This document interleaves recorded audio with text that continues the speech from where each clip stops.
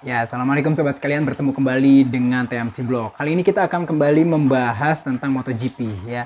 Jadi balapan di Chang Buriram itu nggak hanya menyisakan fakta bahwa finisher 3 terdepan itu merupakan finisher terdekat nomor 4 ya. Nomor 3-nya terakhir itu tahun 2022 di Phillip Island, di mana 3 finisher terdepan itu berjarak benar-benar dekat. Nah, ini sekarang finisher di Grand Prix Thailand Buriram itu nomor 4 ya, dimana ketika kemarin kita bisa lihat ya Jorge Martin tuh menang di atas Pecco Bagnaia dan juga nomor 3 itu Brad Binder. Nah, namun yang menarik juga ya selain itu ya, selain juga kembalinya menyusutnya jarak antara Jorge Martin dengan Pecco Bagnaia juga menghadirkan beberapa fakta-fakta yang akan menghasilkan line up ke depan atau 2024 dari MotoGP.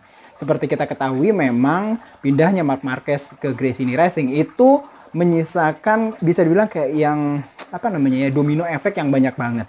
Dan berita terdekat dan mungkin paling confirm gitu ya adalah ketika Fabio Di Giannantonio ya yang kehilangan tempatnya di Gresini Racing tahun depan karena Marc Marquez hadir, itu mengatakan bahwa nanti di Sepang ya akhir pekan depan nanti di Sepang itu dia akan menginformasikan sesuatu yang nice, something nice dia bilang.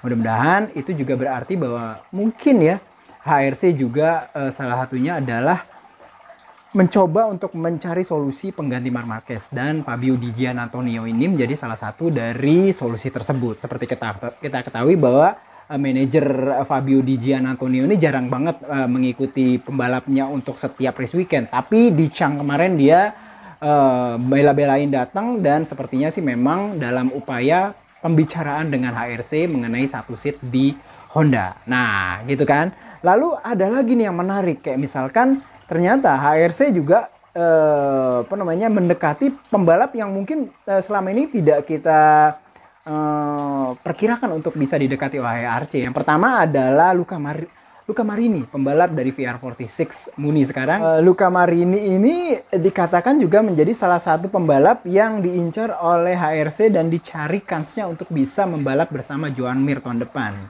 Sepertinya sih kayaknya enggak gitu ya. Dan namun terakhir itu Luca Marini bilang gitu ya bahwa walaupun memang secara fakta biar dia tahun 2024 masih memiliki bisa dibilang kontrak dengan VR46, namun dia tidak menafikan bahwa chance atau kesempatan untuk bergabung dengan tim sebesar Honda, tim pabrikan sebesar Honda dengan yang bisa dibilang berbagai macam sejarah yang ada di belakangnya, termasuk juga kemenangan Marc Marquez atau title atau gelar Marc Marquez yang 6 kali bersama mereka terakhir itu menjadi sesuatu yang menarik perhatiannya, dan bisa dibilang Luca Marini ini tidak menafikan kesempatan bila memang ke depannya atau di masa depan dia akan diinginkan oleh HRC gitu ya. Nah, tapi selain dari Luca Marini, sesuatu yang mungkin juga sedikit agak-agak plot twist adalah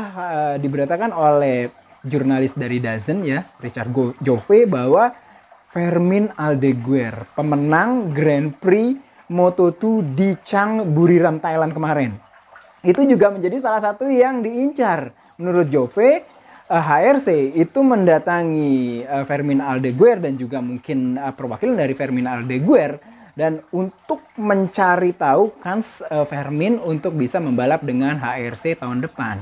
Patut dicatat bahwa ini belum mengartikan bahwa Fermin akan membalap di HRC atau di Repsol Honda atau di LCR tahun depan. Namun masih sebatas HRC atau Honda itu mencari kans atau kemungkinan Fermin Aldeguer membalap dengan mereka. Ini menariknya. Pertanyaannya kenapa Fermin gitu ya? Kenapa kalau saya sih jawabnya kenapa solusinya nggak Ai Ogura?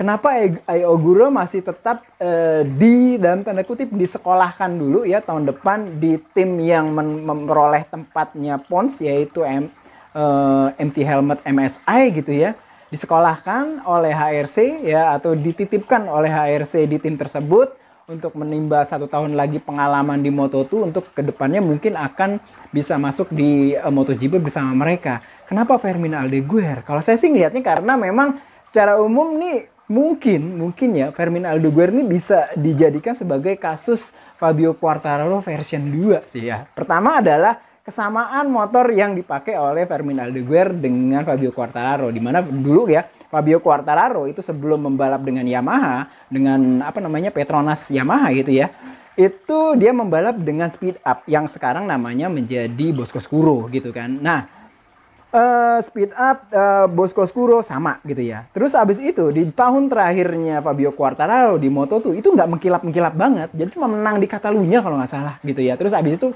posisi akhir klasemennya juga posisi 10. Ya pada dasarnya sih Fermin Aldeguer di sepanjang tahun 2023 ini terakhir di Chang itu makan lebih baik bila dibandingkan dengan prestasi Fabio Quartararo terakhir di Moto2. Sekarang ini aja ya jelang Grand Prix di Sepang itu Fermin Aldeguer itu berada di posisi 6 dengan catatan 4 kali podium termasuk 2 kali menang. Yang pertama itu di Silverstone Inggris dan yang kedua itu kemarin di Chang Thailand. Kesamaan gitu. Terus habis itu kita bisa lihat bahwa Boscoscuro ini siapa gitu ya. Dia itu perang, itu fight di ketatnya balapan Moto2 melawan seabrek-abrek pembalap yang secara umum memang menggunakan motor dengan basis frame yang berbeda yaitu Kalex. Jadi bisa dibilang ini Speed Up atau Boscoscuro ini merupakan minoritas. Tapi dengan keminoritasannya Speed Up, Fermin Aldeguer dan juga dulu Fabio Quartararo itu nggak takut dan bahkan bisa memenangkan seri balapan. Luar biasa sih kalau menurut saya sih. Artinya di bawah tekanan, di bawah persaingannya sebegitu berat gitu ya. Karena menjadi seorang dengan kondisi minoritas menggunakan motor yang minoritas seperti kayak Speed Up atau Boscoscuro, mereka bisa mempertunjukkan keahlian mereka dan bisa menang podium 1. Dan itu merupakan salah satu menurut saya adalah salah satu fakta bahwa mereka tuh sebenarnya ada sisi talenta yang eksepsional, mungkin belum terkuak, itu aja sih mungkin ya. Nah, jadi seperti itu teman-teman sekalian. Jadi ya mungkin aja HRC melihat dari solusi dari Fermin Aldeguer ini sebagai bisa dibilang mereka bisa mempelajari bagaimana dulu Fabio Quartararo itu bergabung dengan Yamaha. Seperti kita ketahui mungkin kalau menurut saya salah satu pembalap yang memiliki talenta yang bisa dibilang pure, murni gitu ya, dan bisa mendevelop menggunakan motor secara pure, di mana keadaannya motor itu tidak terlalu hebat-hebat banget gitu, tidak memiliki performa yang bagus banget nggak banyak gitu, kayak termasuk kayak Valentino Rossi, Marc Marquez, Brad Binder juga, Fabio Quartararo gitu ya. Terlepas dari seperti apa Jorge Martin dan juga Pecco Bagnaia. Nah, jadi seperti itu teman-teman sekalian. Kalau menurut saya sih ya mungkin Fermin Aldeguer ini sebuah hidden gem ya, yang ingin dicoba tahun depan oleh HRC untuk dikuak talentanya untuk membalap di MotoGP. Nah, itu aja kan kalau menurut saya, opini saya mengenai potensi direkrutnya Fermin Aldeguer untuk naik ke MotoGP tahun depan bersama HRC. Silakan teman-teman sekalian share opini teman-teman sekalian mengenai hal ini, dan mudah-mudahan kita akan bahas lagi nanti sudah ada update selanjutnya. Sampai berjumpa di vlog selanjutnya. Assalamualaikum warahmatullahi wabarakatuh.